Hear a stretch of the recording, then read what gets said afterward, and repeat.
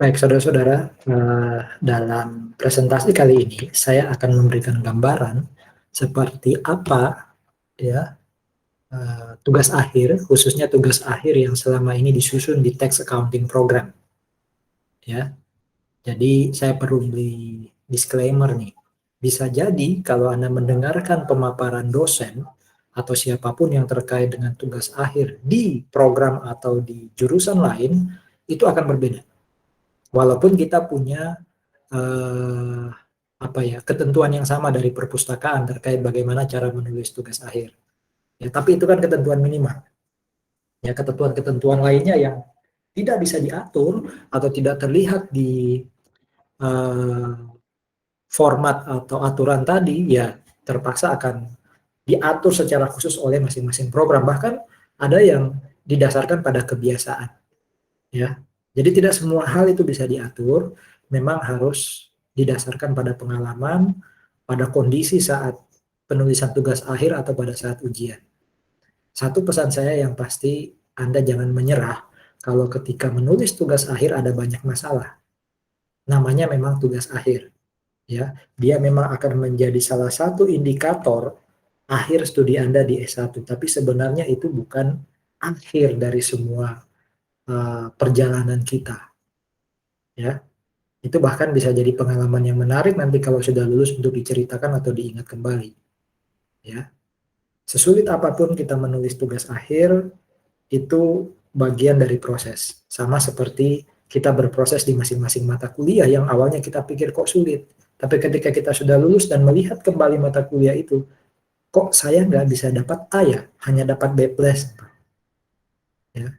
Daripada menyesal di akhir, sejak awal kita harus melatih diri kita untuk paham apa itu tugas akhir, apa itu skripsi, sehingga nanti ya we do our best ya untuk bisa dapat sesuai dengan apa yang sudah kita upayakan. Tentu dengan perkenan Tuhan ya, harus banyak berdoa memang. Hal pertama yang harus diingat ya, yang harus Anda aware soal tugas akhir atau skripsi adalah topik. Ya, mungkin kalau Anda angkatan, anggap saja kalau di tanggal-tanggal sekarang berarti Anda angkatan 2019. Oh, saya belum bisa dapat topik, Pak. Ya, Medpen aja mungkin saya belum ngambil. Tapi kalau Anda angkatan 2018 ya, sudah saatnya menulis, bisa saja Anda sudah punya topik yang Anda sajikan atau Anda usulkan ke jurusan ya melalui ketua program. Ya. Tapi topik itu juga masih mentah karena semuanya nanti akan kembali ke dosen pembimbing. Dosen pembimbing yang nanti akan dalam tanda kutip menentukan apakah topik yang Anda usulkan ya itu layak untuk dilanjutkan atau tidak untuk penulisan skripsi. Jadi kalau saya pribadi ya, proses pembimbingan saya di awal itu banyak habis untuk penentuan topik. Itu yang lama. Karena menurut saya ketika sudah menulis itu tinggal niat. Tapi kalau soal topik itu bicara soal kreativitas, soal ide ya dan banyak macam. Nah, bagaimana caranya supaya bisa dapat topik ya? Mau nggak mau memang harus diskusi ya. Ini istilah-istilah lebay aja, saya kasih istilah di sini ya. Tapi intinya diskusi. Diskusi dengan kakak kelas, diskusi dengan siapa? Ketua program ya, Bu Yeni, dengan sekretaris program, Bu Dani, dengan dosen-dosen lain, atau dengan teman. Kira-kira topik apa yang layak untuk saya angkat dan saya tulis. Ya. Lalu lakukan yang namanya googling. Jadi topik ini juga bagian dari kita melatih diri untuk nanti bisa lakukan research ya. Karena skripsi atau tugas akhir utamanya di akuntansi pajak ya, di tax accounting itu semuanya dalam tanda kutip research, walaupun semua tulisan ya yang sudah masuk dalam kategori dokumen akademik itu part of research, tinggal tipe-tipenya. Tapi research yang dimaksud di sini adalah kita benar-benar mencari informasi, menggali informasi gitu ya, sampai pada ujungnya adalah bisa menyimpulkan. Kesimpulan kita apa? Oh, ini topik yang layak saya angkat.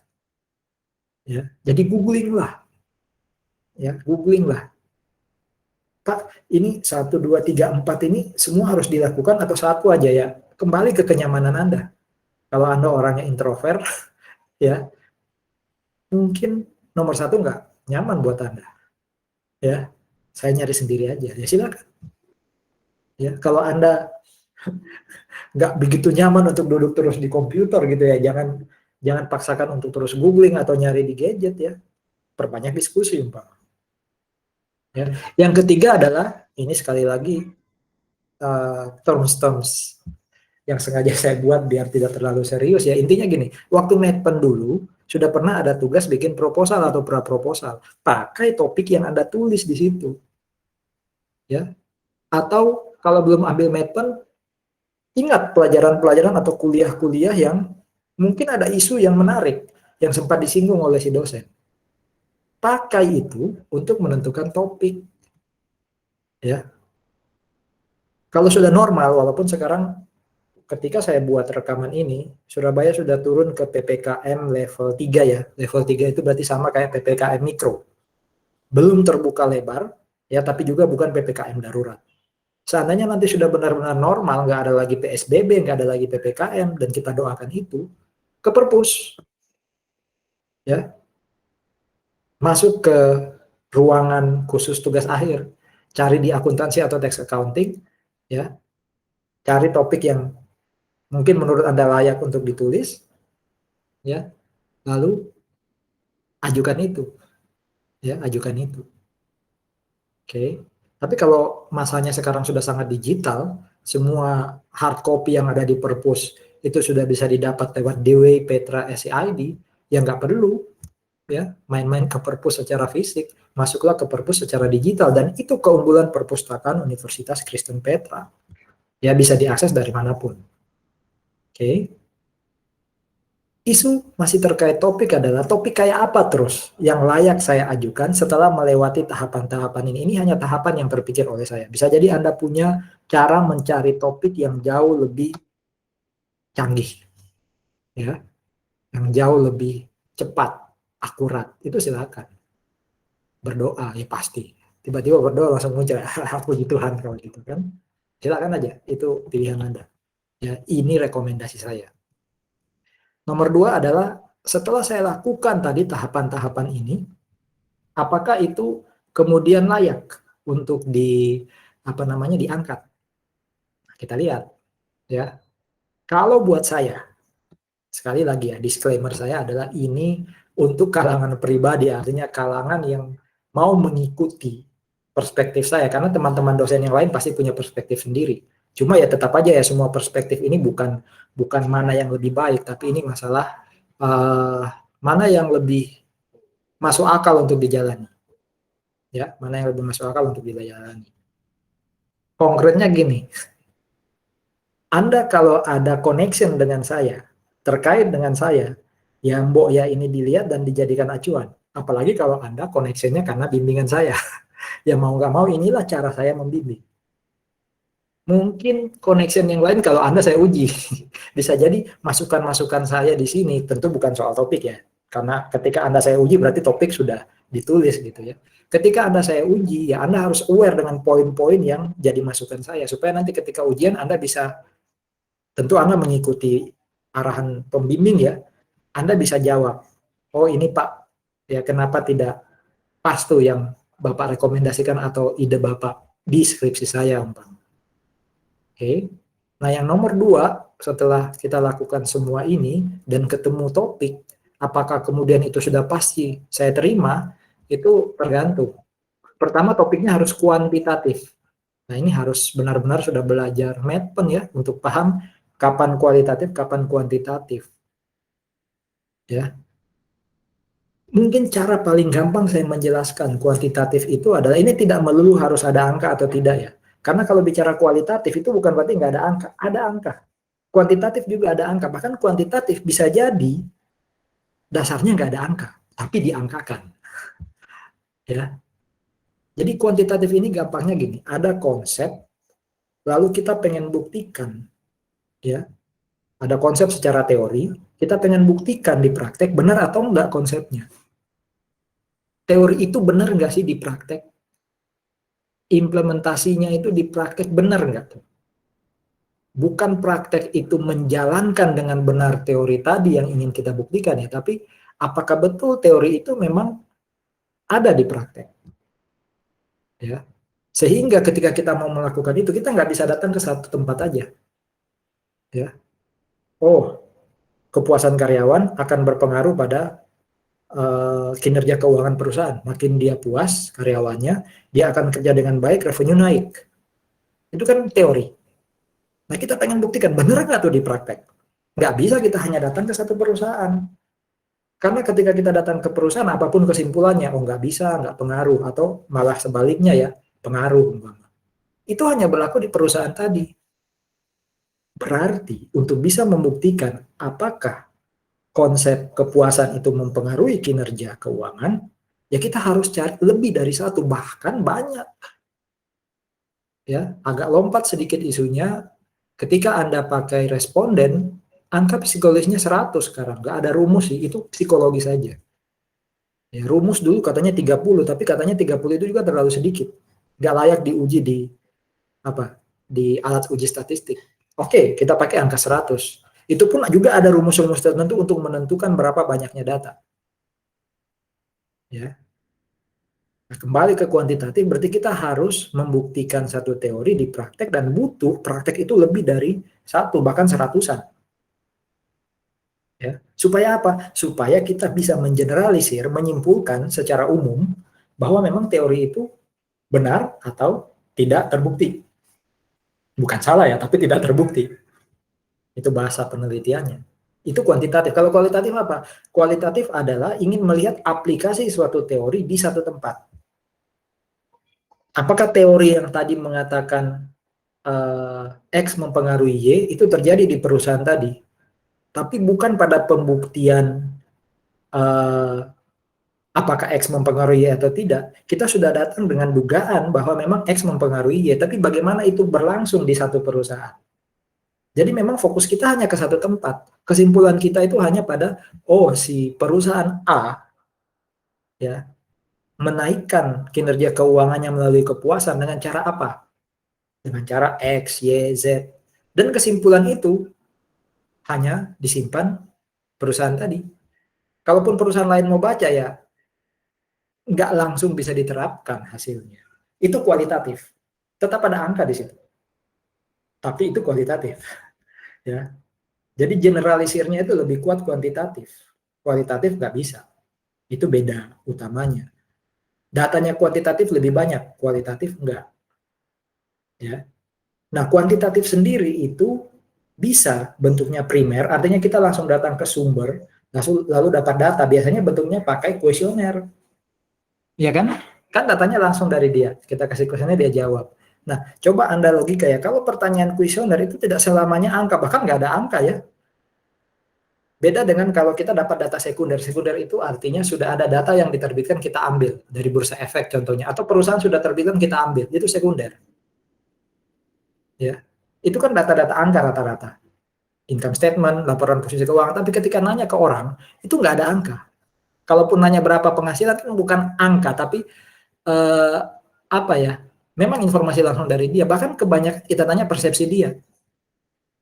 Apakah menurut Anda tax planning mempengaruhi kepatuhan membayar pajak?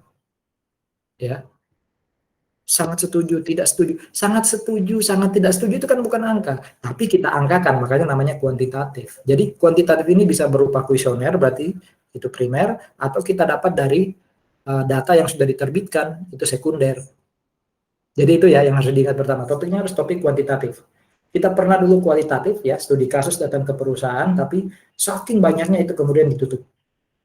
Ya, bukan karena kuantitatif lebih bagus loh ya, tapi karena sudah sangat banyak. Jadi kalau sampai ada pendapat yang mengatakan kenapa kualitatif tidak dipakai saat ini, karena jelek, enggak. Ya, saya walaupun belum S3 tapi saya yakin bukan itu isunya kenapa kuantitatif tidak digunakan. Ya, karena kuantitatif so far memang digalakkan. Ya. Dan tadi ya, kemampuan dia bisa mengeneralisir mungkin jauh lebih besar. Ya, ya positif dong Pak. Ya tergantung anomalianya kemana. Anda kan bisa bantu perusahaan untuk berkembang dengan kualitatif tadi ya. Jadi point of view-nya dari mana? Bukan masalah baik atau buruk. Ya. Kedua, sudah sempat saya singgung tadi, topiknya harus topik unik. Belum jenuh. Tax planning udah mainstream. Tax avoidance udah mainstream. corporate governance udah mainstream, waduh makin sempit dong Pak. Iya. Makanya saya tadi ajak Anda untuk ke perpus. Ya, apa bedanya library dengan googling? Googling itu bisa lebih banyak ya, tapi spesifik ke library untuk tahu yang sudah banyak itu apa. Jangan pakai itu. Tadi kan terpikir library supaya saya dapat ide. Ide untuk topik. Enggak, ide untuk tidak pakai topik itu.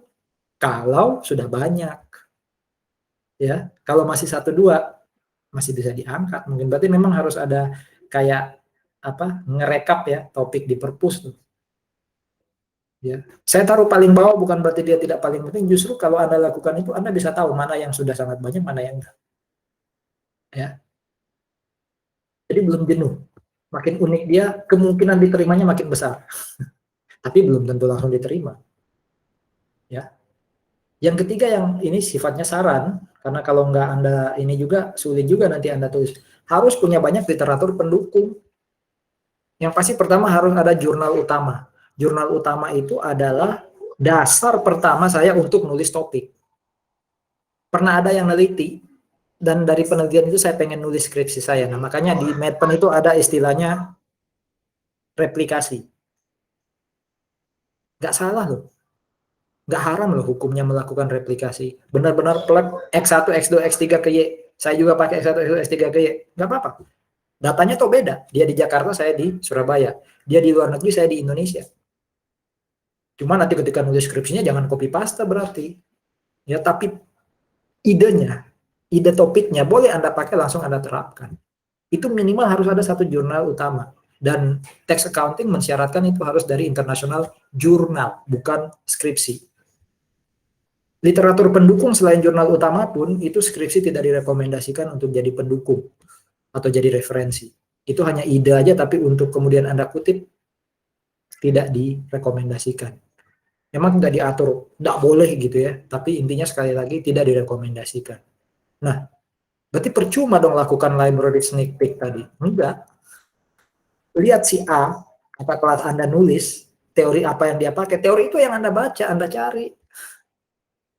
Ya, jadi jangan hanya kerja keras ya, kerja cerdas juga kan. Nggak apa-apa toh, selama Anda baca loh. Nggak hanya Anda kutip, oh si A ini apa, Anda nggak baca, padahal hanya baca skripsinya si kakak kelas. Nah itu ada isu similarity nanti. Ya, bukan plagiasi ya, similarity. Karena plagiasi sudah pasti nggak boleh loh. Berapa persen pun plagiasi itu nggak boleh. Saya tegaskan ya. Semoga saya punya kesempatan nanti untuk sampaikan konten soal plagiarisme. Jadi plagiarisme mau berapa persen pun nggak boleh. Similarity itu biasanya dibatasi 25%, 20%. Jadi kalau nanti Anda di akhir menulis skripsi lakukan uji, biasanya kita pakai Turnitin, itu bukan uji plagiarisme, itu uji similarity. Kan nggak masuk akal. Boleh plagiat hanya 10%. Plagiat itu nggak boleh sama sekali. Similarity boleh tapi ada batasannya. Ya, jadi jangan copy paste. Ya, harus pakai teori yang memang Anda baca dan Anda tulis dengan gaya Anda sendiri. Ya, jadi memang harus ada pendukungnya. Ya, Pak, bisa nggak saya modifikasi jurnal utama tadi? X1, X2, X3 ke Y, bisa nggak saya tambahkan jadi X4, X5 juga? X1 sampai X5 ke Y, boleh. Kalau nambah boleh, tapi kalau Anda X1, X2 ke Y jurnal aslinya, Anda kurangi X1, X2 ke Y, itu nggak boleh. Pak, itu kayaknya nggak ada ketentuannya ya, entah di perpustakaan pusat di universitas atau di jurusan. Iya, ya itu yang saya sebut tadi best practice, kebiasaan kita ketika menulis atau menguji. Ya, jadi hati-hati.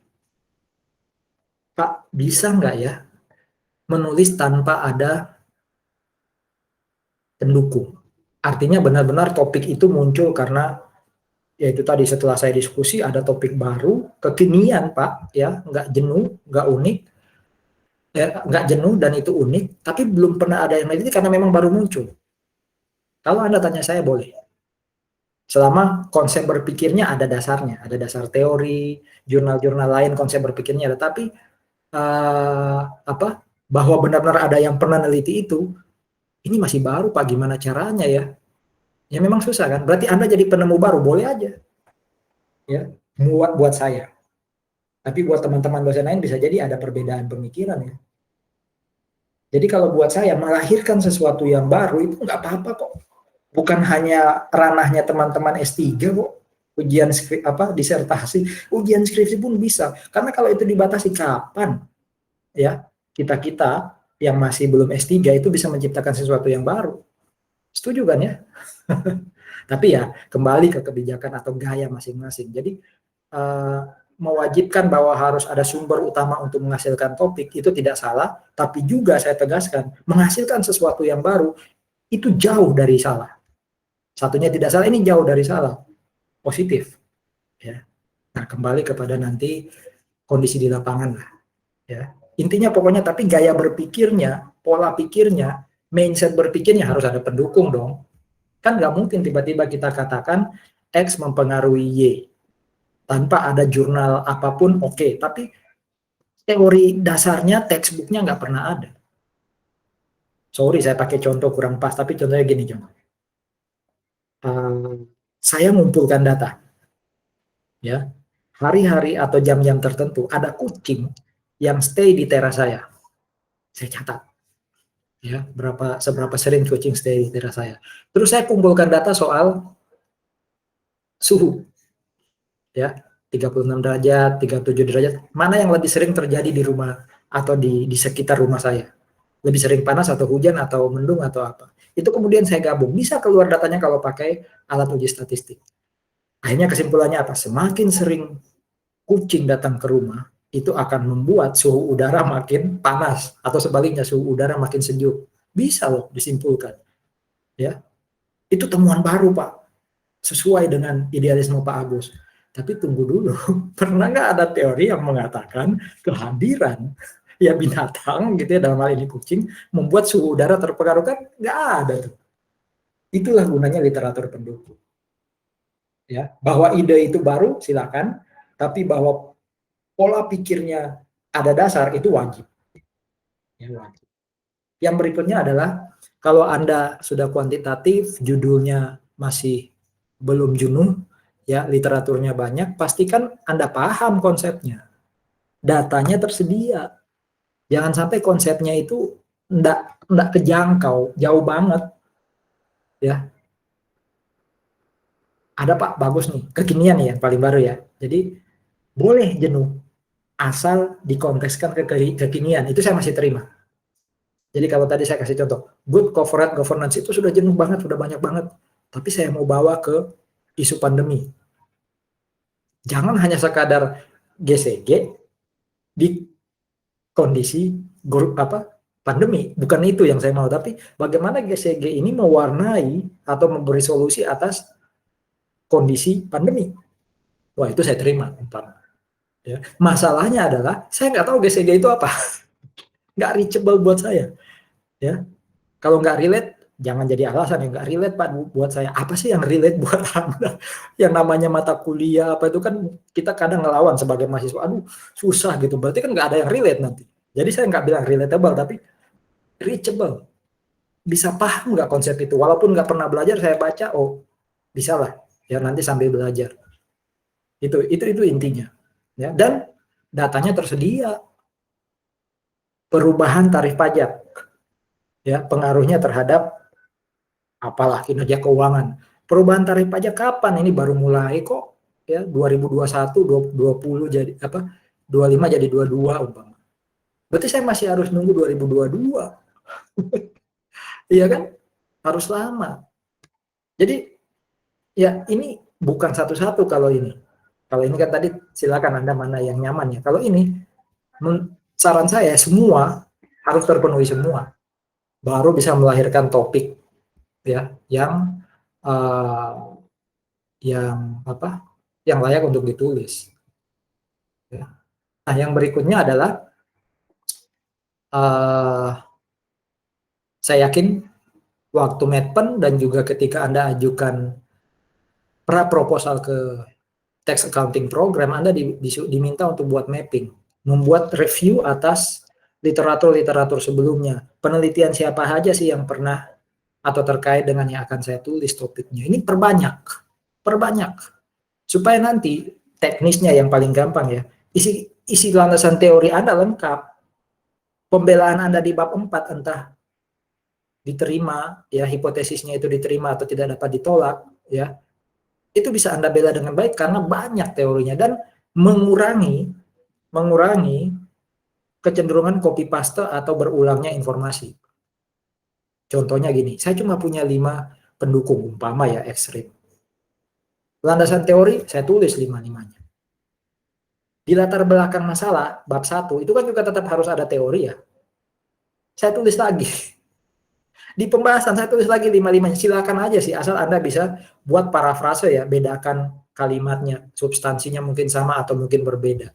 Tapi kan namanya manusia gitu ya, isu yang sama bisa jadi diulang lagi gitu ya. Nah, kalau kita punya banyak literatur, ada yang kita taruh di bab 1, ada yang di bab 2, ada yang di bab 4. Gitu ya. Jadi buat mapping ya untuk paham, untuk juga jadi persiapan kita nanti menulis bab-bab khusus yang memang butuh literatur ya, yang butuh literatur. Nah, ini yang juga kalau terlalu banyak jadi mengganggu ya kalau kita bicara pedoman tata tulis omongannya format. Kalau format saya biasanya kalau terlalu mengganggu, saya minta perbaiki format dulu baru isinya saya lihat. Tapi kalau formatnya 1-2 yang salah itu saya bantu beresin. Ya, salah nulis kata, typo, tidak sesuai ejaan Republik Indonesia dulu EYD ya. Tidak sesuai dengan Pedoman Umum Bahasa Indonesia, tidak sesuai dengan KBBI bahasanya. Itu saya bantu kalau dikit. Tapi kalau banyak saya bilang beresin dulu formatnya. Ya, beresin dulu sesuai pedoman tata tulis. Kok kertasnya nggak pakai berapa A4 mungkin, kok fontnya nggak pakai berapa Times Roman 11 ya atau Calibri 11 ya. Jadi ini harus dibaca juga ya, karena kalau makin banyak yang melanggar ini itu mengganggu ya buat yang baca, dosen pembimbing. Bahkan saya belum terlalu saya belum terlalu tega dan tegas, tapi saya punya komitmen nanti saya nggak akan, kalau saya dosen penguji saya nggak akan nguji kalau formatnya masih kacau. Kalau bimbing kan di bawah kendali saya ya, sebelum maju saya pastikan umpama. Jadi saya memang harus punya waktu khusus untuk baca itu format umpama. Tapi kalau nguji saya bahkan mau keras umpama ya, karena bisa jadi kan gaya atau ada aja yang terlewat dari teman-teman dosen, termasuk saya juga mungkin ada yang terlewat. Nah, saya sebagai penguji kan punya tanggung jawab juga untuk melakukan itu ya. Kalau terlalu banyak, kalau bahasa akuntansinya material yang dilanggar dari format ya. Jadi pedoman tata tulis ini lebih ke arah format. Kalau konten atau isi ya itu tadi kembali ke isu-isu besar tadi ya. Bahkan isu-isu khusus yang akan saya sampaikan nih di masing-masing bagian nanti. Jadi baca ini ya. Harus taruh di mana, kalau tabel judulnya, sumbernya ditulis nggak, kalau gambar kayak apa, rumus seperti apa, daftar isi ditulis di mana, kata pengantar kayak apa, itu semua ada di pedoman tata tulis ini. Nah, yang akan saya tulis sekarang adalah isi dari skripsi yang minimal ada di sini, tapi kemudian saya tambahkan bagian-bagian yang ada di skripsinya anak-anak tax accounting Petra. Bicara bab 1, kalau dari itu Anda nggak lihat lagi kata-kata B, A, B, 1 Romawi. Nggak ada loh ya. Langsung 1 Arab, titik pendahuluan. Itu yang banyak sekali. Masih B, A, B, ya bab ya. Terus 1 Romawi, spasi di bawah pendahuluan. Enggak, ditulisnya kayak gini, 1 titik pendahuluan. Ya, kalau sudah dengar recording saya masih salah, wah, saya bully habis-habisan nanti ya. Bagian dari bercanda sih. Ya. Nah, ini isinya.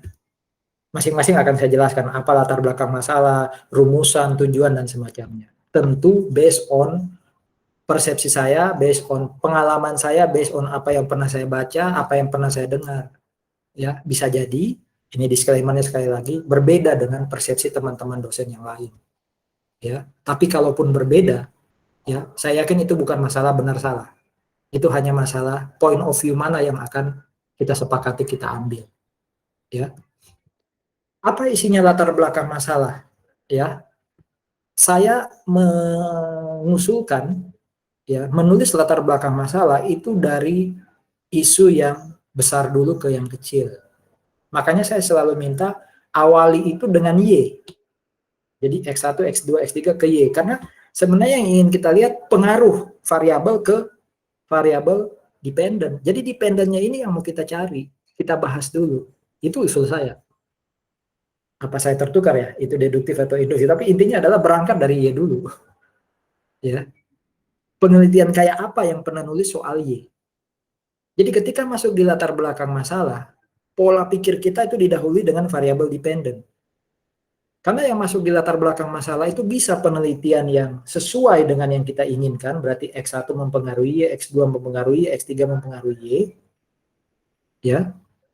Atau bisa juga berisi dengan X1 nggak pengaruh ke Y, karena itu juga bagian dari latar belakang masalah dong. Atau ada variabel-variabel lain, ada X4, X5 mempengaruhi Y, ya. Gunanya latar belakang masalah nanti adalah untuk menentukan kenapa saya mau teliti X1, X2, X3 ke Y. Jadi saya harus sampaikan semua informasi yang melatar belakangi kenapa saya ngambil itu. Ya. Ada X4, X5 kenapa nggak dipakai? Oh, saya beri alasan. Ya. Kenapa X1, X2, X3 yang saya pilih? Jadi saya sering katakan menulis latar belakang masalah dan memilih topik itu sama dengan saya punya daftar belanjaan ya, yang isinya variabel, lalu kemudian saya simpulkan di akhir, ya, untuk kesimpulan motif, kenapa saya pilih hanya beli daftar belanjaan yang nomor 1, 2, 3, yang lain enggak. Ya. Nah, setelah melihat bahwa kita bahas dari yang besar ke yang kecil, latar belakang masalah buat saya itu harus didahului dengan teori. Teori maksud saya ini bukan jurnal, tapi textbook. Iya kan?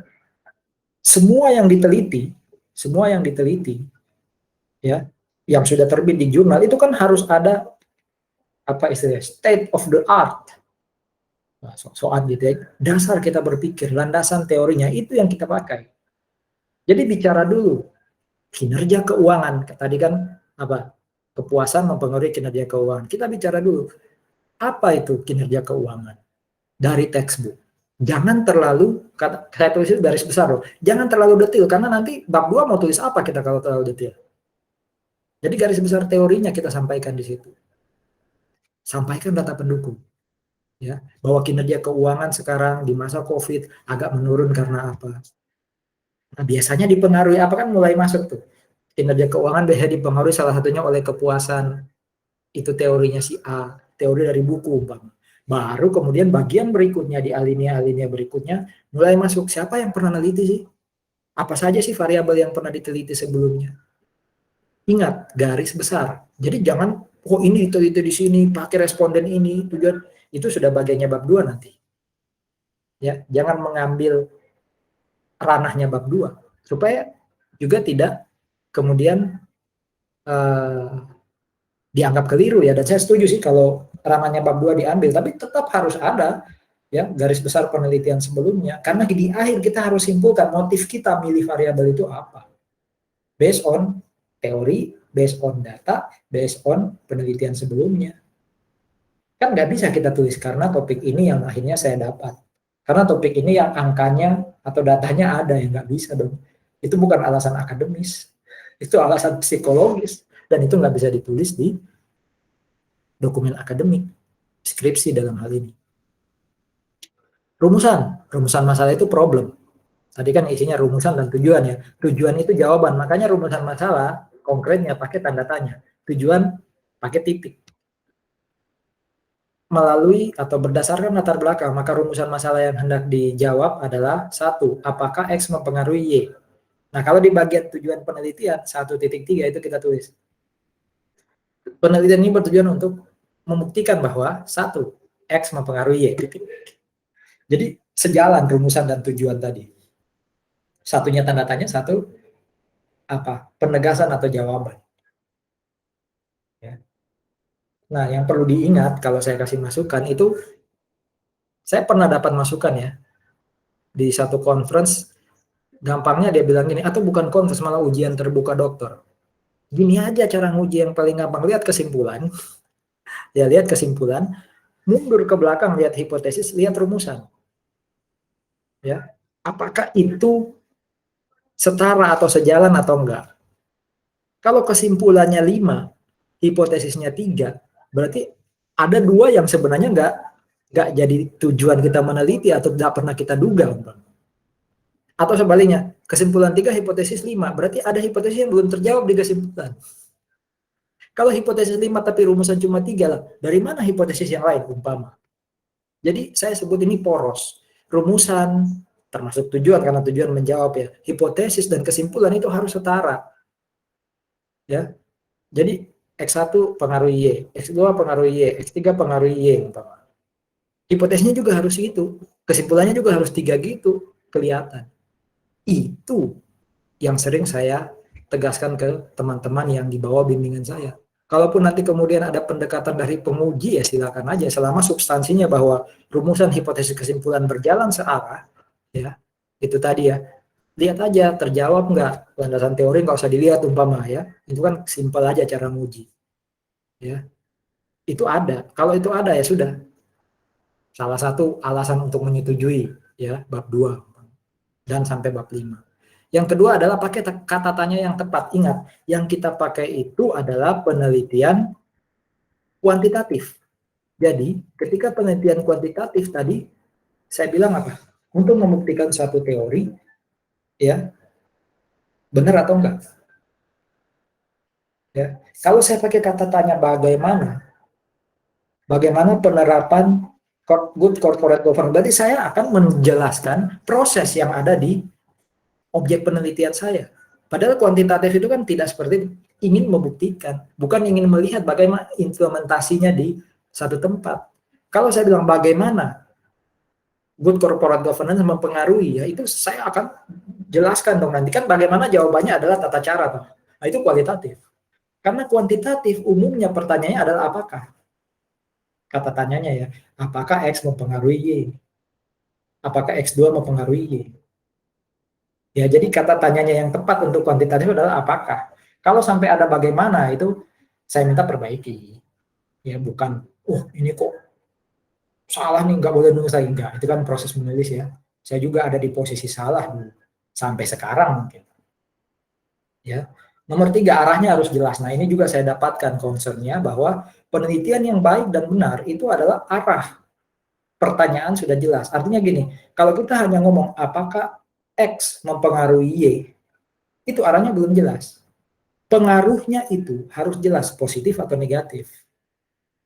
Ya, loh Pak, tadi katanya ada textbook. Iya, textbook itu bisa jadi dasar awal ya, itu tadi yang garis besar teori. Tapi kan sudah ada penelitian sebelumnya yang di kesimpulannya mengatakan positif atau negatif. Itu yang jadi dasar kita. Ya, jadi ini dua pendekatan yang memang debatable ya. Ada yang bilang nggak perlu arah, gitu ya. Waktu nulis rumusan belum perlu arah.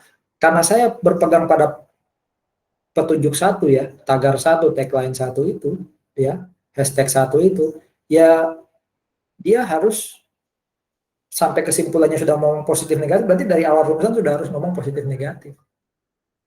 Ya. Jadi banyak deh ya, bisa di googling statement-statement yang mengatakan penelitian yang baik dan benar itu harus punya arah. Arah itu nanti akan mempengaruhi kita ketika bicara teknis, masuk di SPSS harus pilih dua sisi atau satu sisi, one tail atau two tail, ya kan? Kalau two tail itu berarti pengaruhnya masih belum jelas, positif negatif. Kalau one tail, lihat kalau positif dia ada di kanan, ya, negatif ada di kiri. Nah, saya tidak sertakan gambarnya di sini, tapi tolong Anda berimajinasi sendiri. Ya, anggap aja ini kurva normal gitu ya. Ini kurva, masih ingat ya kurva normal di statistik atau Medpen ya. Ketika kita bicara X mempengaruhi Y, berarti kan ada kemungkinan pengaruhnya kalau di kiri Anda itu berarti negatif. Ini negatif, pengaruhnya bisa positif. Ya, pengaruhnya negatif, ini bisa positif. Ya. Ketika Anda pakai dua sisi pengaruh, itu berarti alfa Anda, alfanya penelitian sosial sih umumnya 10% ya. Alfa itu berarti tingkat signifikansi atau tingkat kita percaya pada hasil. Kalau makin eksak harusnya alfanya atau signifikansinya makin kecil, karena contoh ya, untuk menentukan apakah vaksin ini efikasinya tinggi atau tidak, kalau ruang kita untuk menerima hipotesis atau dugaan kita besar, jadi signifikansi yang besaran tadi ya di kanan dan di kiri dan kanan itu ya, itu menentukan kita menerima hasil riset kita atau enggak.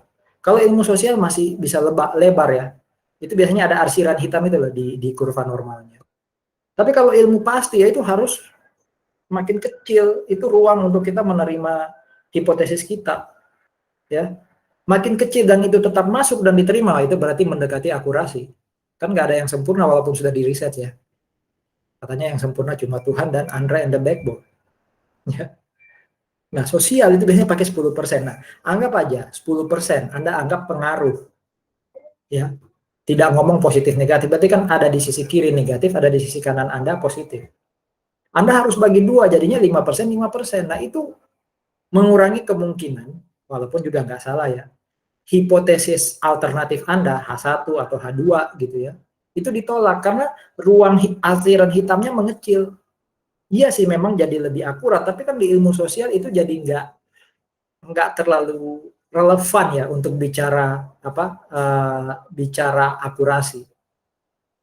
Ya, bisa jadi saya salah ya memberi statement ini, tapi beda kalau itu ilmu eksak. Jadi secara teknis akan lebih menguntungkan ya kalau kita memilih ruang yang lebih besar. Walaupun kita nggak diterima pun ya, maksudnya hipotesis nolnya yang diterima nggak bisa ditolak, itu juga nggak masalah sih menurut saya. Ya, karena di sini mengecil jadi 5%, ini 5%, dia ada di tengah-tengah yang putih.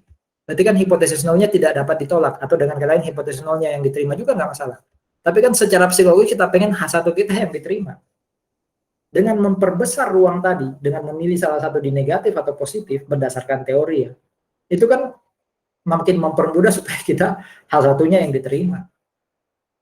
Ya, loh berarti Bapak ini memberikan arah jelas itu demi supaya menguntungkan, enggak. Ingat loh penjelasan saya based on statement bahwa penelitian yang baik dan benar, mungkin saya lupa tulis di sini ya, bisa di googling kok, itu kalau arahnya jelas. Itu secara filosofi. Kedua teknis saya bilang, lebih menguntungkan kita sebagai peneliti sosial. Ya.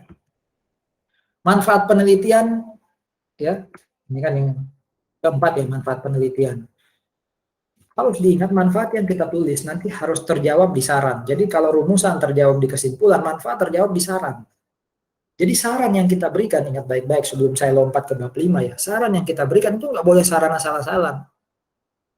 Ya. Saran itu harus based on manfaat yang kita tulis di bab 1. Jadi kalau saya pengen beri manfaat kepada Dirjen Pajak umpama, kalau baca skripsi saya, saran Anda apa setelah meneliti ke Dirjen Pajak? Saya pengen beri saran kepada peneliti selanjutnya. Manfaat Anda tulis nggak buat peneliti selanjutnya? Nah, manfaat itu dibagi jadi dua. Ada manfaat buat akademis, jadi biasanya buat peneliti selanjutnya atau buat pembaca gitu ya. Itu teoritis ya, silakan. Atau manfaat praktis kepada perusahaan, kepada Dirjen Pajak, kepada investor, itu harus jelas sih. Kepada siapa kita pengen skripsi kita itu bermanfaat. Nanti sarannya itu akan memberikan gambaran manfaat buat mereka. Jadi saran ingat, nanti di bab 5, nggak boleh asal ditulis. Yang penting ketulis Pak, nggak. Itu harus based on hasil penelitian kita. Ya di-trigger oleh manfaat yang kita tulis. Berarti bisa ya Pak, kita nulis bab 5 saran, nanti kita merubah manfaat, silakan aja. Yang pasti itu harus satu poros. Tapi juga harus masuk akal saran yang kita berikan. Based on hasil penelitian. Jadi nggak bisa saran itu walaupun sudah satu poros dengan manfaat, ya, tapi nggak pernah kelihatan dengan atau di bab-bab sebelumnya. Batasan penelitian, nah ini batasan penelitian itu porosnya dengan, kalau bab 5 itu kan isinya apa? Kesimpulan, saran, dan keterbatasan kan. Jadi ini anggapannya gini, sebelum saya meneliti, saya itu sudah berpikir, kira-kira nanti kalau saya mau neliti, mau nulis skripsi, apa sih kendala saya? Itu masuk di batasan penelitian. Oh, bisa jadi ini akan ada kekurangan data. Nggak banyak umpama. Jadi kita harus jujur sih ketika nulis ini. Ya, jadi sekali lagi ketika saya bilang bisa nggak saran itu ditulis sesuai hasil penelitian, manfaat direvisi, bisa aja kalau ini, tapi kalau ini enggak, menurut saya ini potensi kendala. Ya. Jadi keterbatasan yang kita tulis di bab 5 nanti memang harus melihat batasan ini, tapi kemampuan kita mengestimasi kendala itu diuji ketika kita nulis batasan penelitian. Ingat loh, batasan penelitian tidak bicara masalah ini hanya neliti di variabel X, Y, dan Z, itu bukan batasan. Kalau Anda sejak awal di batasan penelitian sudah nulis, penelitian ini membatasi pada X, Y, dan Z, berarti Anda sudah sadar itu batasan kan? Saya akan ngomong, loh kok sudah sadar Anda terbatas, nggak Anda tambah aja variabelnya. Tambah variabelnya. Kan Anda bilang, lupa, jangan loh, Anda tulis loh di batasan penelitian. Jelas ya, penelitian ini kemungkinan akan kurang respondennya. Saya akan jaga-jaga nanti. Ya. Silakan nulis itu, tapi jangan sampai nulisnya kurang dari 100, karena mau nggak mau, secara psikologi saya bilang harus 100. Berarti Anda terbayang dong, yang ideal harusnya lebih dari 100, tapi bisa jadi saya cuma dapat pas 100 umpama. Itu yang masuk di batasan penelitian. Bukan membatasi variabel, bukan membatasi ini hanya dilakukan di 2016, bisa aja, tapi sekali lagi harus ada alasannya. Saya pengen lebih, tapi hanya dapat dikit, umpama. Jadi mirip keterbatasan, tapi ini di awal saya sudah estimasi. Bisa jadi keterbatasan lebih banyak, karena itu setelah kita neliti. Atau bahkan lebih sedikit, karena rupanya kita bisa mengatasi kendala-kendala yang di awal kita hitung. Apalagi setelah batasan penelitian? Oh, sistematika sih, ya urut-urutan aja ya. Jadi isi dari penelitian saya bab 1 isinya apa? Mirip kayak daftar isi tapi tanpa nomor halaman lah. Ya, tanpa nomor halaman. Kedua,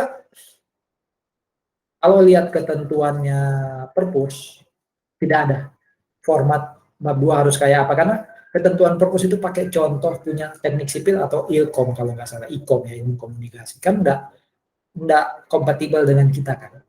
Nah, saya based on pengalaman atau kesepakatan biasanya kalau nulis di tax accounting kayak apa. Biasanya yang 2.1 itu teori dasar. Apa itu teori dasar nanti kita lihat ya setelah ini.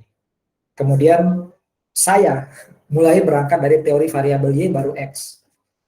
Karena itu tadi kita akan bicara apa yang dipengaruhi apa. Nah, variabel yang yang mempengaruhi apa saja. Karena logikanya kenapa saya ajukan ini ya. Kalau kita nulis mulai dari X, kenapa kita nulis kepuasan? Kan di teori variabel X nggak boleh dulu, jangan dulu menghubungkannya dengan variabel Y kan. Kita hanya nulis kepuasan karyawan, kita kan pengen nulis kepuasan karyawan mempengaruhi kinerja. Nah, waktu kita nulis variabel X toh di awal, kepuasan karyawan adalah bla bla bla. Nah, terus kenapa kita tulis kepuasan karyawan? Padahal kepuasan karyawan ini kan independen yang bisa mempengaruhi banyak Y kan. Nangkap ya maksud saya, gimana cara menjawabnya Pak Bapak, recordingnya satu pihak gitu ya. Intinya adalah kenapa Y dulu, karena dari Y nanti akan ada jembatan bahwa Y ini dipengaruhi oleh X1, X2, X3. Ya. Karena kalau dari X kita langsung lompat bahwa X ini akan mempengaruhi Y, kok menurut saya kurang enak atau kurang pas. Sekali lagi ini bukan masalah benar atau salah, tapi lebih ke arah gaya menulis. Jadi dari Y dulu baru X. Nah, setelah itu baru kajian penelitian terdahulu. Ya, kajian penelitian terdahulu. Nah, ketika bahas teori variabel Y dan X, itu masukkan dulu teori textbook di Y. Baru setelah itu masuk ke teori dari penelitian. Bapak nanti berulang dong di kajian penelitian, nulis di atas. Nah, itulah makanya lebih banyak ketika bicara teori dasar, teori variabel, itu dari textbook, dari filosofi dasarnya. Nanti ketika bicara kajian penelitian terdahulu, baru based on empirical data. Ya. Itu sih idealisme saya. Jadi di atas itu yang teori dasar, teori variabel, itu benar-benar teori from textbook. Ya. Sementara yang kajian penelitian itu benar-benar hasil penelitian. Udah nggak bahas lagi definisi, tapi setelah itu dipraktek di penelitian kayak apa. Baru bagian berikutnya hubungan antar variabel. Ya. Jadi isinya kajian penelitian terdahulu dan hubungan antar variabel itu mirip. Ya. Bedanya adalah kajian penelitian terdahulu itu disusun berdasarkan per peneliti. Anggap aja punya 5 ya. 5 penelitian. Penelitian si A, makanya subbabnya selalu nama peneliti, itu perspektif saya. Yang di beberapa dosen penguji mungkin kurang pas ya. Tidak ada loh formatnya tuh. Itu gaya membimbing aja, gaya menulis. Jadi si peneliti A menulis soal X ke Y itu kayak apa. Peneliti B menulis soal X ke Y itu kayak apa. Itu dibahas di kajian penelitian terdahulu. Ketika bicara hubungan antar variabel, kita sama sebenarnya lima-limanya ini yang kita lihat, tapi lihatnya bukan based on peneliti. Lihatnya based on X1 ke Y, X2 ke Y. Di dalam hubungan antar variabel akan muncul 5 penelitian tadi. Ketika bahas X1 pengaruh ke Y, ada penelitian 1, 2, 3, 4, 5. Di dalam kajian penelitian terdahulu, ada X1, X2, X3. Jadi sebenarnya itu sama isinya, tapi cermin atau cara lihatnya beda. Ya. Perbedaan lainnya adalah hubungan antar variabel itu bisa dipakai untuk bridge, pengantar ke hipotesis. Jadi hipotesis boleh aja langsung ditulis di bawah subbab hubungan antar variabel. Nggak perlu ada subbab khusus lagi hipotesis demi menghemat. Ya. Jadi pengantar hipotesis itu tetap perlu ada teori. Teorinya itu hubungan antar variabel. Pak, kenapa nggak di kajian penelitian terdahulu dipakai? Karena kajian penelitian terdahulu itu kan banyak hipotesis. Dia kan meneliti X1 ke Y, X2 ke Y, X3. Kita pada per hipotesis, per rumusan kan. Lebih enak pakai pendekatan hubungan antar variabel. Ya. Bagian berikutnya adalah kerangka pemikiran. Nah, teori dasar itu apa sih? Teori dasar itu bukan teori variabel. Jadi kalau saya pengen neliti hubungan agensi teori dengan kinerja perusahaan. Jadi agensi teori jadi variabel, jangan jadi teori dasar. Ya. Tapi ketika saya pengen meneliti, ya, apakah laporan keuangan yang disusun itu memberikan persepsi positif, menjadikan persepsi positif dari kacamatanya si investor contoh ya. Harga saham naik nggak dengan laporan keuangan yang dibuat. Nah, itu kan variabel ya. Laporan keuangan, lalu harga saham. Itu variabel-variabel. Tapi teori apa yang mendasari pemikiran tadi? Oh, bisa pakai agensi teori. Oh, bisa pakai signaling teori. Ya. Jadi agensi teori, signaling teori itu bukan teori variabel, tapi teori yang mendasari pola pikir tadi bahwa X dalam hal ini laporan keuangan yang disusun akan mempengaruhi harga pasar saham. Ya, jadi teori dasar itu lebih banyak ke konsep-konsep umumnya akuntansi. Memang akhirnya jadi terbatas sih ya. Coba lihat skripsinya kakak kelas, kalau nggak agensi, kalau nggak signaling, kalau nggak apa positif accounting teori, TPB, TRM, jadi terbatas gitu emang. Ya, tapi ya selama itu bisa dibuktikan sebagai bagian dari teori yang menjelaskan penelitian ya nggak apa-apa sih. Itu teori dasar. Kalau teori variabel, saya minta deduktif. Oh, berarti saya terbalik tadi nulis induktif deduktifnya. Kalau deduktif ini berarti dari besar mengecil, ya. Makin kita mengerucut ke variabel yang mempengaruhi dia, ya. Dari Y dulu, Y itu dipengaruhi variabel apa aja menurut kesimpulan motif saya di bab 1 tadi ya, latar belakang masalah yang paling akhir. Baru saya perlu bridging. Kalau saya di bab 2.4, Y itu apa definisinya. Terus di bawah sekali saya harus nulis, Y itu menurut teori itu akan dipengaruhi oleh X1, X2, X3.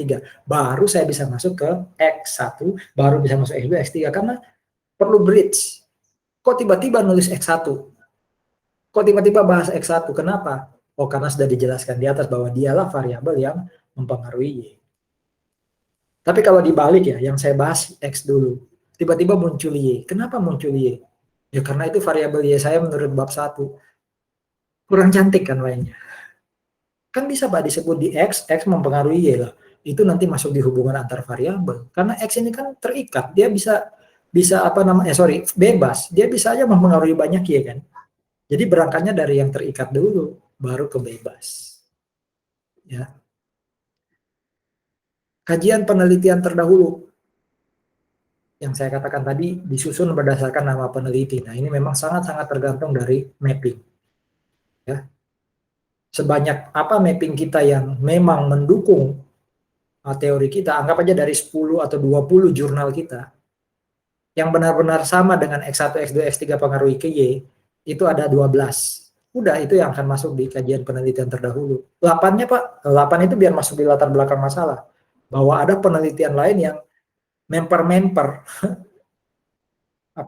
hampir mirip kayak penelitian saya, tapi tidak exactly sama. Itu boleh masuk di latar belakang masalah. Tapi yang benar-benar mendukung saya untuk meneliti, itu harus masuk di bab 2 di kajian penelitian terdahulu. Karena agak lucu kalau saya bilang X1, X2, X3 pengaruh ke Y, tapi di dalam kajian penelitian terdahulu saya masukkan ada X4, X5. Bahkan saya masukkan teori bahwa X1 tidak mempengaruhi Y. Lah, ini penguat kita loh. Ini kalau kayak di hukum, ini jadi kayak bukti kita. Motif kita punya di bab 1, tapi buktinya nggak ada di bab 2, bahkan berbanding terbalik dengan motif. Bisa ditolak dong.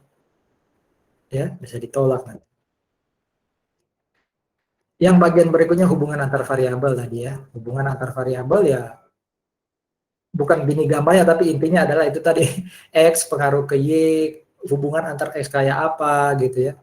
Itu dijelaskan di sini. Makanya saya bilang ini sisi berbedanya kajian penelitian terdahulu. Kalau kajian penelitian terdahulu disusun berdasarkan nama peneliti, hubungan antar variabel disusun berdasarkan nama variabel. Jadi isinya kajian penelitian terdahulu dan hubungan antar variabel mirip sebenarnya, tapi gaya membahasakannya berbeda. Ya, gaya membahasakannya berbeda. Nah, setelah itu kita bisa buat hipotesis. Ya. Dan itu tadi yang saya katakan, pakai arah, berarti harus satu sisi.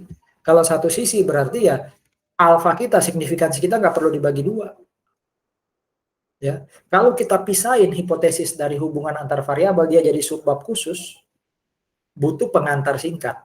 Nggak perlu teori kita ulang gitu ya, cukup cari yang penting, masukkan ke situ. Tapi jangan copy paste, paraphrase. Ya. Peneliti ABC mengatakan X1 mempengaruhi Y. Dibahas di hubungan antar teori ya, hubungan antar variabel. Di hipotesis kita harus lagi. Peneliti ABC meneliti X1 ke Y. Silakan, tapi dengan cara bahasa yang berbeda. Itu kalau terpisah. Makanya saya tadi katakan disatuin aja babnya, subbabnya. Hubungan antar variabel dan hipotesis disatuin aja. Itu yang ada di jurnal sih. Ya, itu yang ada di jurnal. Kalau di skripsi ya silakan memilih sih. Ya, silakan memilih. Biasanya skripsi itu kan lebih teoritis sehingga kalau bisa ada subbab khusus. Ya, silakan aja, cuma itu tadi. Nggak bisa langsung nulis hipotesis, harus ada teori singkat, pembentuk hipotesis. Itu bisa diambil dari hubungan antar variabel. Dan jangan lupa, ini juga pendekatan lain yang beberapa teman dosen juga mungkin menganggap terlalu berlebihan, tapi menurut saya bagian dari menulis skripsi adalah kita tahu bagaimana mengimplementasikan cara menulis skripsi yang ada di Medpen. Hipotesis nol harus ditulis, hipotesis alternatif harus ditulis, jadi akan ada 2 hipotesis. Tolong diingat-ingat ya, hipotesis alternatif ini kan yang secara psikologis kita ingin itu dibuktikan. X1 mempengaruhi Y. Itu hipotesis alternatif. Ya. Hipotesis alternatif ada, hipotesis kita anggap aja tadi, X1 ke Y, X2 ke Y, X3 ke Y. Berarti hipotesis kita akan ada 6. Ya, hipotesis kita akan ada 6. Karena ada H0 untuk yang rumusan 1, ada H1 untuk rumusan 1, ada H0 untuk rumusan 2, ada H1 untuk rumusan 2, ada H0 untuk rumusan 3, ada H1 untuk rumusan 3. Kalau di jurnal langsung H1, H2, H3. Jurnal silakan, praktis banget. Kalau skripsi itu teoritis, akademis murni. Ya, jadi makanya saya bilang harus ada 0 hipotesis, ada alternatif hipotesis. Bagaimana menentukannya ya? Buka lagi dong pelajaran Medpen. Tapi paling gampangnya itu tadi. Kalau saya ingin membuktikan X1 mempengaruhi Y, itu hipotesis alternatif. Ya. Karena tadi sudah harus satu sisi, pengaruhnya apa? X1 berpengaruh positif terhadap Y. Itu hipotesis alternatif.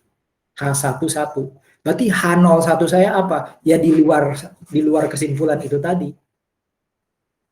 Berarti apa kemungkinan yang membuat seandainya hasilnya ya alternatif hipotesis saya ditolak, apa kemungkinan lain yang muncul?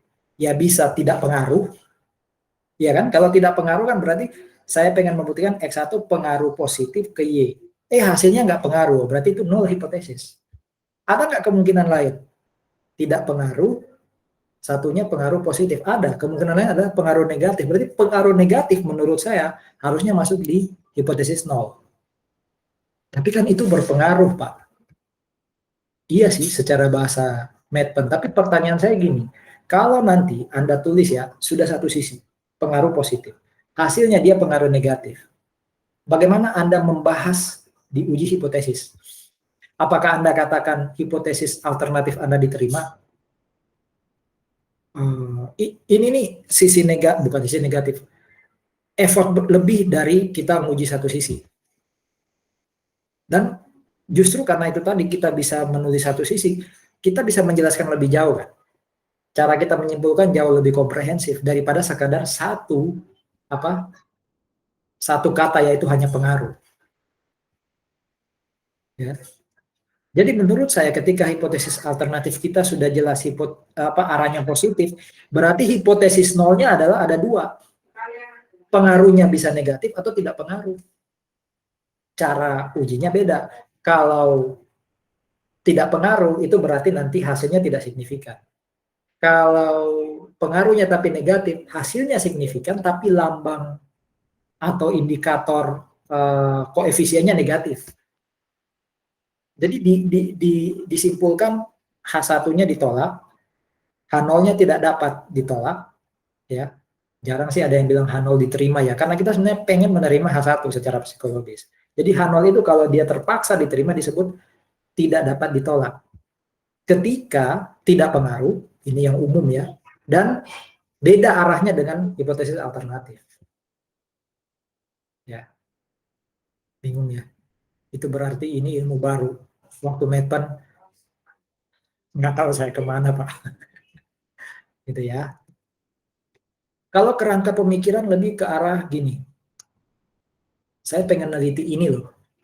Lalu saya bantu orang melihat itu dengan satu gambar singkat. Jadi bukan sekadar gambar kayak gini ya. Ini gambar hubungan antar variabel sih. Ya. Jadi jangan berpikir bahwa kerangka pemikiran itu sama dengan hubungan X ke Y kita gambarin gitu, bukan. Ya, kerangka pemikiran ini adalah, kayak tadi saya bilang, saya ingin melihat apakah laporan keuangan yang disusun oleh manajemen dengan memilih metode A, itu bisa membuat harga saham naik. Kalau saya hanya tulis laporan keuangan ke harga saham, saya pakai panah, itu hubungan antar variabel. Tapi ketika saya kasih teori, oh ada agensi teori. Agensi teori bisa menimbulkan informasi, apa istilahnya tuh, asimetri informasi. Asimetri informasi bisa menghasilkan metode-metode. Metode tadi bisa membuat net income naik atau turun, bisa membuat harga saham dipersepsi positif. Itu kerangka pemikiran namanya. Jadi miniatur, artinya gini dong, orang tanpa baca narasi kita hanya lihat gambar, oh ini tuh yang dia teliti. Bisa nggak kayak gitu? Kalau bisa, wah bagus tuh isi kerangka pemikirannya. Ya, itu kerangka pemikiran. Jadi bab 2 yang paling akhir itu kerangka pemikiran. Nah yang bab 3 isinya ini nih, cukup banyak ya, tapi sebenarnya singkat nanti isi per bab. Makanya saya sering sarankan ada beberapa yang harus digabung aja ya. Kayak skala pengukuran, jenis sumber data, instrumen itu digabung aja. Populasi dan sampling digabung aja gitu ya.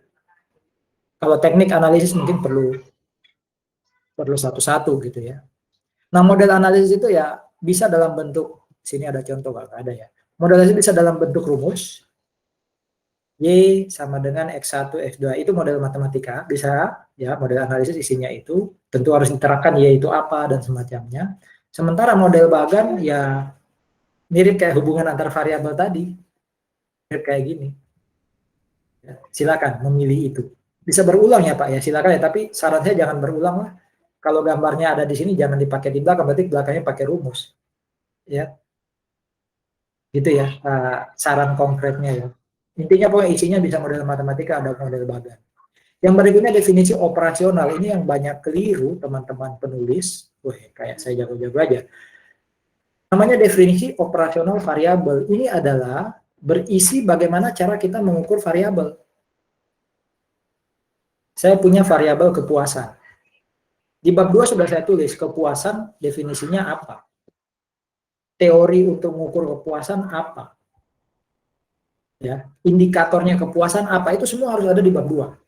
Nah, bab 3 itu hanya menjelaskan untuk dapat angka kepuasan yang nanti saya isi di Excel atau SPSS atau apapun alat uji saya. Itu caranya gini loh. Ambil dari kuesioner, pertanyaan nomor sekian, itu yang ukur kepuasan, umpama. Atau kalau variabel saya ROA.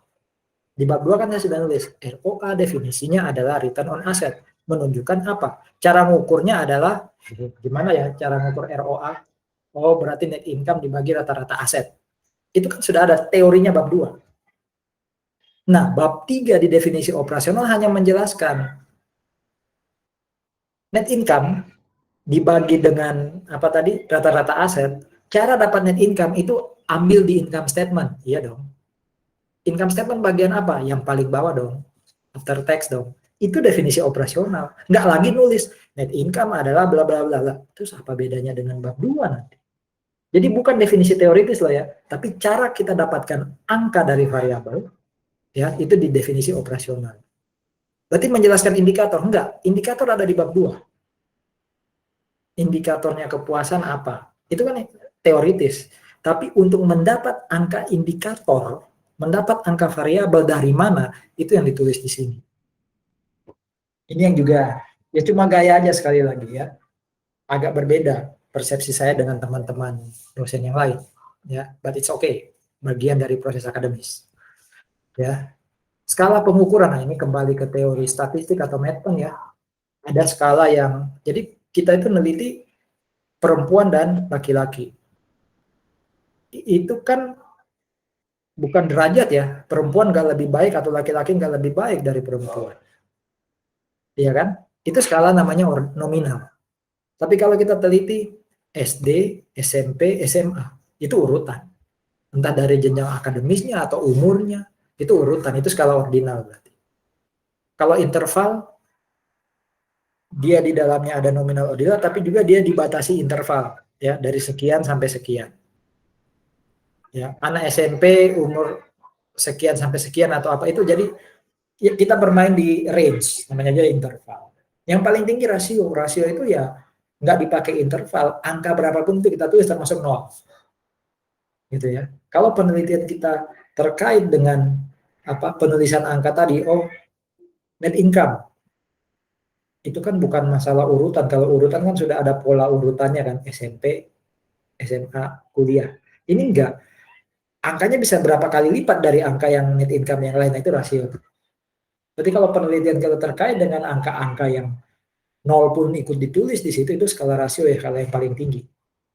Ya, skala yang paling tinggi. Pak, harus milih salah satu enggak? Kadang-kala ada pertanyaan kuesioner yang pakai nominal, ya, ordinal, atau bahkan interval rasio. Jadi mix bisa aja. Ya, jadi nggak harus pakai salah satu, wajib nggak, bisa mix. Ya, berdasarkan persepsi saya. Nah ini juga jenis data harus ditulis, to the point aja. Ya, datanya data kuantitatif. Berupa apa? Jadi jangan data kuantitatif adalah bla bla bla, itu nggak usah, itu to the point aja. Jenis data ini adalah kuantitatif berupa data tingkat kepuasan mahasiswa diperoleh berupa primer langsung didapat dari sumbernya yaitu mahasiswa. Instrumennya adalah, nah instrumen ini berarti alat. Kita dapat data pakai alat apa? Oh pakai kuesioner, pakai tape recorder untuk dapat data. Ya, kalau bukan kuesioner bertanya berarti pakai daftar pertanyaan. Itu semua mudah, cara kita untuk mengumpulkan data. Ya. Nah metodenya apa? Kuesioner itu alatnya, sorry ya bukan cara, alatnya. Ya, pengumpulan data itu caranya. Ya, berarti bisa pakai survei, bisa observasi. Observasi berarti kayak di pabrik ya.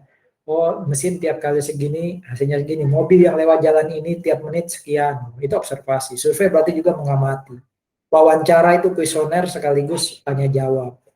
Dokumentasi itu berarti ya datanya Bursa Efek, datanya Bloomberg saya pakai, ya, atau pakai pos. Oke. Nah, Satu yang mungkin saya lupa tekankan di sini, data itu adalah yang mau kita olah. Kalau Anda katakan data saya adalah teori dari perpus, itu salah.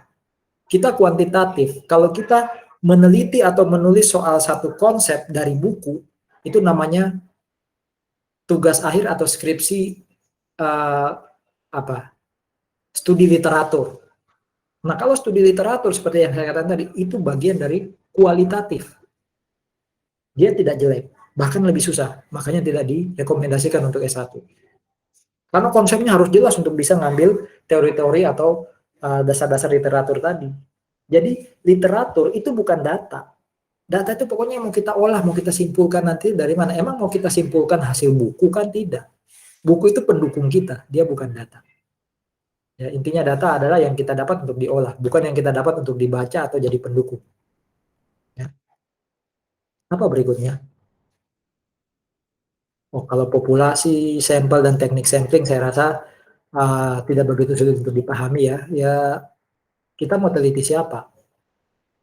Kadang yang sulit menentukan populasinya itu apa. Ya kalau kita mau teliti seumpama perusahaan manufaktur di Bursa Efek, sekarang tentukan saja. Apakah perusahaan manufaktur itu mewakili keseluruhan perusahaan di Bursa Efek? Kalau iya, berarti populasi kita adalah perusahaan di Bursa Efek. Manufaktur hanya mewakili. Tapi kalau manufaktur itu sudah jadi objek utama penelitian kita, berarti sebenarnya populasi kita bukan perusahaan yang terdaftar di Bursa Efek, tapi perusahaan apa namanya? Perusahaan manufaktur keseluruhan. Ya, representasinya adalah yang ada di Bursa Efek. Ya, itu populasi dan teknik sampling. Nah, kalau unit analisis itu nggak melulu responden. Kalau kita pakai data primer, unit analisis kita memang responden. Tapi kalau kita pakai datanya Bursa Efek, berarti ya Bursa Efek itulah unit analisis kita. Ya, bisa perusahaan, tempat kita dapat data, dari mana kita dapat data. Ya, data itu mau ditanyakan ke siapa, itu unit analisis. Wajib masuk di bab 3. Nah, teknik analisis ini urutan sampai nanti kita menghasilkan output kita, yaitu kesimpulan. Ya, kesimpulan. Jadi saya katakan ini urutan ya. Mirip kayak kita bikin resep. Butuh adonan apa saja, adonannya diapain sampai ujungnya kuenya jadi. Jadi dengan baca teknik analisis orang tahu, oh ini cara dia untuk dapat data, diapakan datanya sampai jadi kuenya. Kuenya namanya apa? Kesimpulan. Nah, cara ngambil kesimpulan berarti harus ditulis kapan H0-nya saya tolak, kapan H0-nya nggak bisa saya tolak. Itu harus kelihatan di situ, harus lengkap. Ya, itu jadi acuan panduan kita. Kalau bisa nyimpulkan nggak tertulis di teknik analisis kan diragukan, kok bisa nyimpulkan gitu kalau nggak ada panduannya. Itu bab 3. Kalau bab 4, saya tambahkan gambaran umum sumber data. Jadi kalau itu responden kayak apa yang kita dapat. Ya. Kalau di ketentuannya skripsi hanya 2, yaitu hasil penelitian dan analisis. Jadi ini kita motret, objek penelitian kita siapa saja, kayak apa mereka. Jangan tambahkan analisis dulu, tapi itu tadi kita kayak kasih potret ke orang, biar orang yang lihat, oh ini tuh responden dia, oh ini tuh perusahaan-perusahaan yang jadi objek penelitiannya. Biar dilihat aja perusahaannya ada 40 atau 100 gitu ya, setiap tahun. Itu potret. Yang berikutnya adalah hasil penelitian. Nah, di dalamnya kita sajikan mana atau berapa min-nya, average-nya berapa ya, modusnya berapa, standar deviasinya berapa. Untuk penelitian tertentu perlu uji validitas reliabilitas, asumsi klasik, termasuk uji hipotesis kita lakukan di sini. Nah, ini juga potret, ya. Jangan dianalisis dulu karena analisis itu baru ada di 4.3 ya. Hanya potret hasil kerja kita. Bisa aja orang menganalisis berbeda. Kita hanya memotret ini loh deskriptif kita. Saya nanti akan menganalisis di 4.3. Anda bisa aja punya cara pandang beda terhadap hasil uji hipotesis saya, tapi saya menulis di 4.3. Jadi biarkan ini jadi potret juga hasil penelitian kita. Jangan ditambahkan analisis yang terlalu luas lah. Nggak apa-apa sih ngomong dikit hasil penelitian kita itu implementasinya apa, aplikasinya apa, tapi akan lebih banyak bicaranya nanti di analisis. Ya, jadi interpretasi dari temuan kita di hasil penelitian itu kita sampaikan di sini. Apa maksudnya kalau standar deviasinya gini? Baru kita kaitkan dengan teori, utamanya uji hipotesis ya. Ketika angka angka signifikansinya lebih kecil ya, 0,00 umpama, berarti kan pengaruh. Itu kan temuannya. Interpretasinya berarti pengaruh. Nah, teorinya ngomong apa yang bab 2? Benar nggak pengaruh? Berarti sejalan dengan teori ini. Nah, disitulah pentingnya mapping untuk nambah statement-statement dari teori bab 2 tadi. Atau selain dari bab 2 kita kuatkan lagi dengan penelitian-penelitian lain. Termasuk bahkan kalau hasilnya ternyata beda dengan penelitian sebelumnya. Orang sekali lagi secara psikologis peneliti itu pengen H1 yang diterima. Kalau sampai H0 yang tidak bisa ditolak atau H0-nya yang diterima juga jangan merasa ada yang salah. Selama kita sudah jalankan semua prosedur dengan baik dan benar, nggak perlu khawatir. Itu challenge buat kita untuk membuktikan kenapa sih nggak sejalan dengan teori. Saya punya rekomendasi untuk Anda yang nanti H0-nya terpaksa tidak dapat ditolak atau H0-nya diterima. Pertama, cari celah dalam teori textbook. Oke lah, teori textbook mengatakan X1 mempengaruhi Y, tapi bisa aja di situ ada celah. Entah di state dengan jelas bahwa betul dalam kondisi tertentu X1 tidak bisa mempengaruhi Y, good. Tapi kalau tidak ada ditulis dengan jelas, kita butuh hikmat untuk cari. Ya. Yang kedua, cara untuk membahas kalau X1 ke Y ternyata tidak bisa dibuktikan adalah penelitian sebelumnya. Semoga ada yang pernah neliti, temuannya sama dengan saya, umpama itu pakai. Alasan dia kenapa juga semoga memperkaya. Ya. Atau syukur-syukur di penelitian itu dia bahas teorinya. Teori yang pendekatan pertama tadi, wah syukur-syukur. Kalau 1, 2 dilakukan, itu kuatkan dengan 3. Lihat data real kita, data mentah kita. Bisa aja ada data di perusahaan tertentu, di tahun tertentu cukup signifikan angkanya, dan dia kebetulan memang tidak sejalan dengan teori umpama. Itu bisa jadi juga bahan untuk defense. Kenapa X1 tidak mempengaruhi Y? Pak, tiga-tiganya perlu dilakukan, saran saya iya. Tapi maksudnya ini urutan kalau 1 nggak bisa, 2. Kalau 2 nggak bisa terpaksa 3. Jadi 3 ini yang paling rendah lah level diterimanya atau level defense-nya. Tergantung Anda bisa defense ke penguji kayak apa ya. Tapi itu bukan aib. Kalau ternyata hipotesis nolnya tidak dapat ditolak. Atau hipotesisnya terpaksa diterima. Ya. Nah, yang bagian kelima, kesimpulan, saran, dan keterbatasan. Ingat tadi, kesimpulan itu porosnya dengan rumusan dan hipotesis berarti harus sama. Menurut saya harusnya disusun berdasarkan rumusan. Kalau 5 ya 1, 2, 3, 4, 5. Tapi ada yang memilih dinarasikan aja, digabung jadi 1 ya. Selama ketika dinarasikan itu kelihatan hubungannya dengan rumusan dan hipotesis, saya nggak keberatan. Ya, kalau saran, lihat tadi manfaatnya berapa untuk siapa saja, sarannya juga sama. Tapi harus ada ngeling dengan hasil analisis. Jangan saran tiba-tiba muncul ke DJP tanpa pernah ada pembahasan di bab 4. Hanya tiba-tiba aja ditulis, untuk DJP tolong dong perhatikan text planning, karena text planning itu ternyata punya pengaruh kepada angka pajak yang dilaporkan. Itu nggak perlu disarankan juga orang tahu. Tapi dari mana Anda dapat saran itu yang perlu ditulis di bagian saran. Nah, kalau keterbatasan tadi ya, porosnya atau hubungannya dengan batasan penelitian bab 1. Kalau tadi itu kendala potensial, jawab itu sekarang di keterbatasan. Benar nggak itu jadi kendala? Ada tambahan kendala nggak? Atau kendala-kendala yang saya estimasi tadi bisa saya atasi nggak dengan cara apa? Itu keterbatasan. Nah, saya rasa itu ya yang bisa saya bantu ya, sehingga dengan mendengar, dengan menyimak ini kita nggak perlu banyak bicara soal topik-topik atau awareness tadi di setiap bimbingan kita. Cukup dengar dulu penjelasan saya ini, baru nanti kita sudah masuk langsung pada diskusi konten dari yang ingin Anda tulis. Saya nggak perlu lagi menjelaskan ini. Jadi saya akan tanya, sudah dengar nggak? Sudah nyimak nggak recording saya? Ya.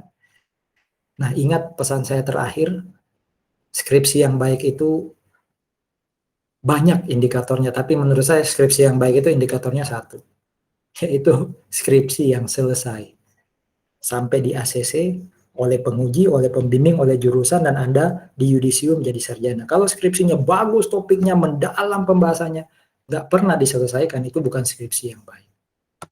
Oke, demikian ya yang bisa saya bagikan. Semoga ini bermanfaat. Silakan di-share ke yang lain, tapi pesan saya tolong dong ya, subscribe, beri komen supaya itu bisa jadi masukan buat saya. Oke, good luck buat skripsinya. Semoga selesai tepat waktu. Semua yang diceritakan termasuk lulus 3,5 tahun bisa tercapai. Ya, Tuhan Yesus beserta kita.